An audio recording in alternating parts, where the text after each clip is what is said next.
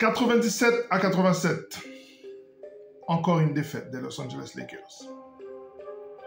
Ça fait 8 défaites sur les 11 derniers matchs. Les Lakers passent à la 10e place. Dégringolent, dégringolent et dégringolent encore. Il y a un mois et demi, les Lakers étaient 3e de cette conférence Ouest et tous les espoirs étaient perdus.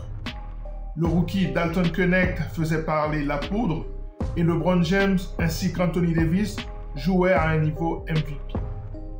Aujourd'hui, cette équipe des Lakers n'arrive plus à dépasser les 90 points par match. Ça devient très, mais très inquiétant. Hier soir, néanmoins, les Lakers se sont battus face à une équipe des Minnesota Timberwolves qui joue très dur en défense. Les Lakers ont su quand même rester dans le match jusqu'à la fin. Cependant, cela ne va pas nous empêcher d'analyser en profondeur ce qui s'est passé hier, des performances du rookie Dalton Knecht. Est-il temps de se poser la question de ce qu'on appelle le mur du rookie, c'est-à-dire le moment où le rookie n'arrive plus à produire? Faut-il se poser la question de D'Angelo Russell qui n'a hier encore pas produit, qui a montré qu'il était particulièrement inconsistant? Faut-il se poser d'une manière générale la question de l'avenir de LeBron James dans cette équipe des Los Angeles Lakers? Nous allons analyser tout ça avec en toile de fond cette défaite encore hier sur le terrain des Wolves de Minnesota. Lakers tout le temps, c'est tout de suite. Step 1, wake up early, gonna rise with the sun. Step 2, get some good, some food in you. Step 3, think real hard about what you wanna be. Step 4, fuck everybody, just do your thing. Wake up, today's gonna be a good day. Wake up, today's gonna be a good day.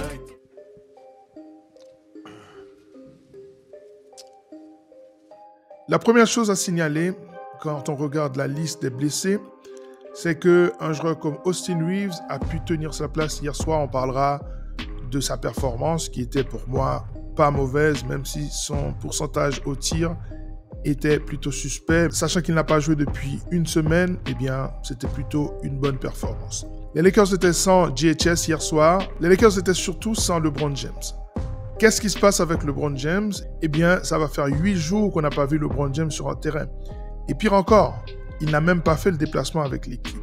Qu'est-ce que ça signifie? Bon, évidemment, ça ouvre la place à pas mal de rumeurs, de spéculations, je dirais même. On parle de lui à Golden State, on parle de lui chez un contender, on parle de lui dans un trade possible. Ça va alimenter Internet pendant un bon bout de temps, mais nous, on va rester sur les faits. Les faits sont que LeBron James a un problème au pied. Il va falloir suivre l'évolution des rapports qui sont faits sur ce problème et communiquer en temps réel. En tout cas, avouez quand même que c'est assez inquiétant que LeBron James n'ait pas pu se remettre de ce problème sur une période de 8 jours. Jared Vanderbilt est toujours absent. On n'a toujours pas de nouvelles. Le dernier élément qu'on a reçu, c'était le 3 décembre, où on disait qu'il allait être prêt pour le début de l'année 2025. Jackson Hayes, il faut croire que son entorse était assez sévère. Il n'est toujours pas revenu. Il est revenu un match et puis il est reparti. Donc, on pense qu'il sera plutôt de retour vers mi-janvier. Christian Wood, je pense qu'on peut commencer à penser que sa saison est terminée. Je pense qu'il y a très peu de chances qu'on puisse le revoir cette saison. Et je le disais en préambule, Austin Reeves était bien présent hier pour les Lakers.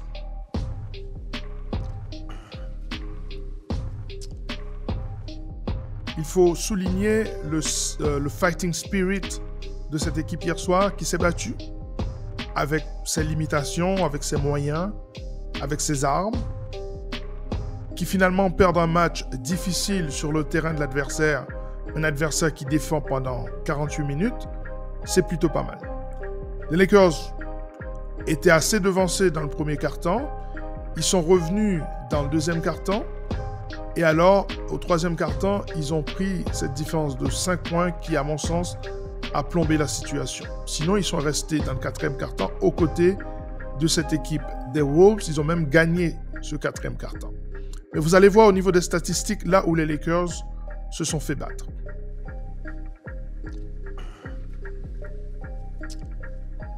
Très clairement, là où tu te fais battre, c'est ici, au niveau des pertes de balles. tu perds 21 ballons face à une équipe comme celle-ci, qui joue à domicile, une équipe de jeunes athlètes qui courent pas mal, eh bien, tu le payes cash. En première mi-temps, les Lakers avaient concédé 17 points sur les pertes de balles. C'est une équipe des Wolves qui a capitalisé sur les pertes de balles des Lakers. 21 balles perdues dans un match comme celui-ci, tu ne peux jamais gagner un match. C'est impossible. Surtout qu'on voit que l'équipe adverse a pris soin de la balle. 13 pertes de balles seulement. Après, tu perds la bataille dans la raquette, c'est normal. Ils ont pas mal de puissance à l'intérieur. Tu arrives à gagner la bataille du rebond et celle du rebond offensif. Très bien. En revanche, au niveau des lancers francs, tu laisses 6 lancers francs à l'adversaire. Le pourcentage à 3 points est un peu meilleur que celui de l'adversaire, mais c'est très médiocre quand même. Au final, les Lakers ont perdu ce match au niveau des pertes de balles. Si on regarde bien, c'est la seule statistique qui est défavorable aux Los Angeles Lakers. Or, le ratio perte de balles, rythme du jeu permet de donner la dynamique à l'attaque.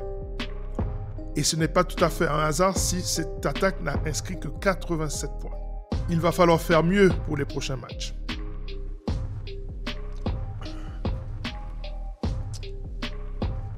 Alors là, lui, il est en difficulté.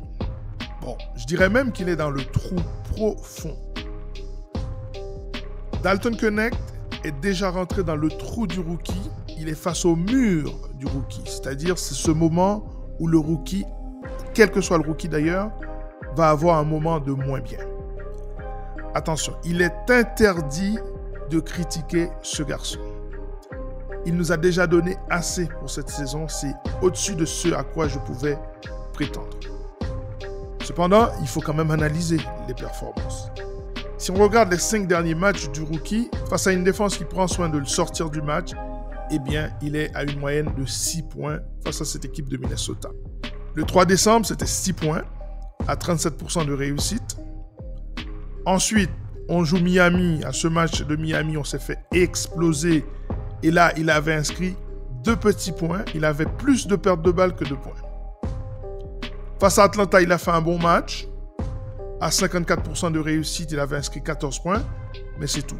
Parce que face à Portland, il est retombé dans ses travers. 33% et seulement 6 points. Et hier soir, c'était à nouveau 6 points. 40% de réussite seulement. Et 50% au tir des lancers francs. Donc, il faut le dire, le rookie a du mal. D'ailleurs, il est ressorti du 5 de base. Soit dit en passant, je n'aime pas ce à quoi joue JJ Redick, rentrer les joueurs, sortir les joueurs du 5 de base. Bien sûr, il faut qu'il trouve des solutions en fonction des blessures, en fonction des indisponibilités, et puis il cherche l'équilibre pour le banc, mais je trouve que ça apporte de l'instabilité. C'est-à-dire, c'est le contraire de ce qu'il nous avait communiqué lors du Media Day avant le début de la saison. Mais en tout cas, il va falloir suivre le rookie, parce que pour l'instant, il est dans le dur.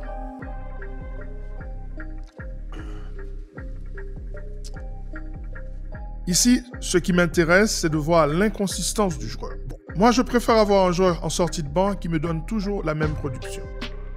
Si tu me donnes 5 passes décisives par match, ben, tu me les donnes. Je préfère que tu me donnes 12 points tous les matchs que de me donner 28 points un match et 6 le prochain match.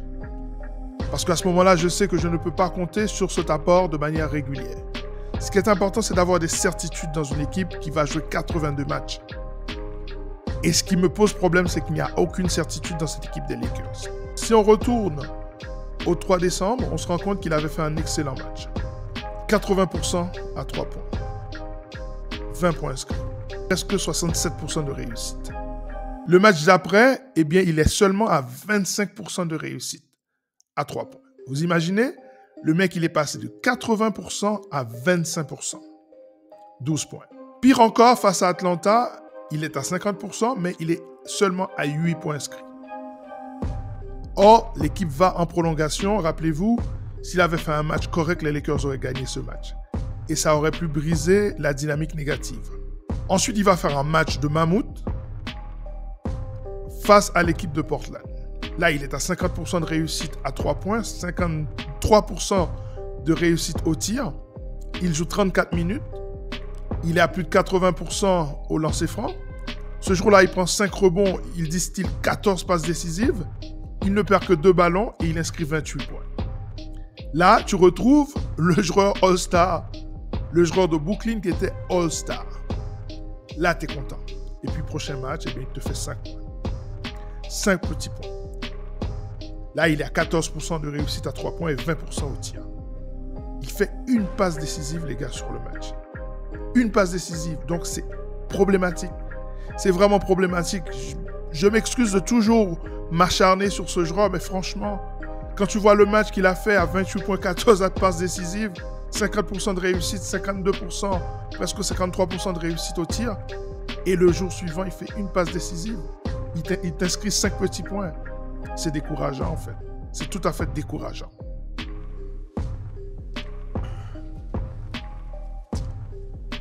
Bon match hier de Max Christie avec 15 points. Intéressant, même s'il était à -4 quand il était sur le terrain hier. On peut noter aussi ses 5 rebonds, dont 3 rebonds offensifs. Intéressant.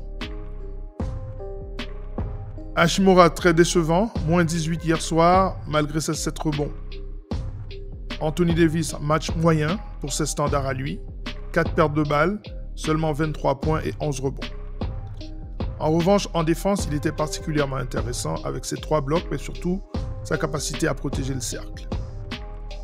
Retour semi-gagnant, je dirais, pour Austin Reeves avec 18 points inscrits hier, -2 quand il était sur le terrain, 50% de tirs à 3 points, c'est excellent, 100% au lancer franc, les 2 lancers francs qu'il a pris, il les a mis, mais 6 sur 16 seulement, 38% de réussite au tir, c'est extrêmement faible. Gabe Vincent continue à galérer au niveau offensif, même si défensivement, moi je l'ai trouvé assez intéressant hier soir. D'Angelo Russell, seulement 5 points, j'en ai parlé.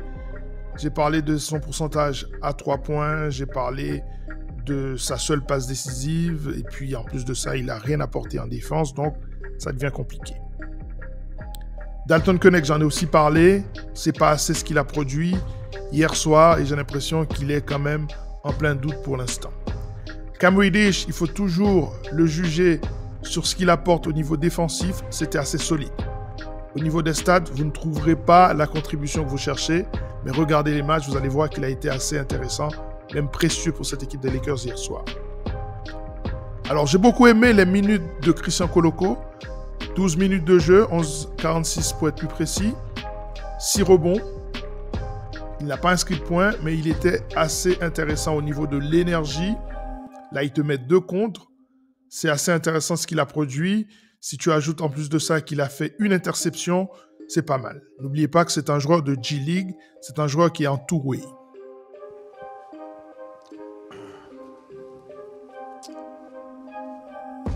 Autant le dire tout de suite, les 3 prochains matchs des Los Angeles Lakers, c'est tout simplement l'enfer. Il faut rester sur ce prochain match face aux Grizzlies, mais derrière, il va y avoir du Sacramento 2 fois, il va y avoir Détroit, enfin, il va y avoir des équipes assez physiques. On sait que Domantas Sabonis apporte un défi physique à Anthony Davis et De'Aaron Fox, au niveau de sa vitesse, ses qualités athlétiques, il va faire courir cette défense des Lakers. On en parlera en temps voulu. Mais le prochain match des Lakers, c'est déjà un combat. Vous êtes face à une équipe qui joue dur, quels que soient les joueurs qui sont sur le terrain. Si en plus Ja Morant est là, eh bien là, tu es en grande difficulté. En tout cas, les Lakers doivent progresser tant en défense qu'en attaque pour ne pas sombrer dans ce classement de la conférence Ouest.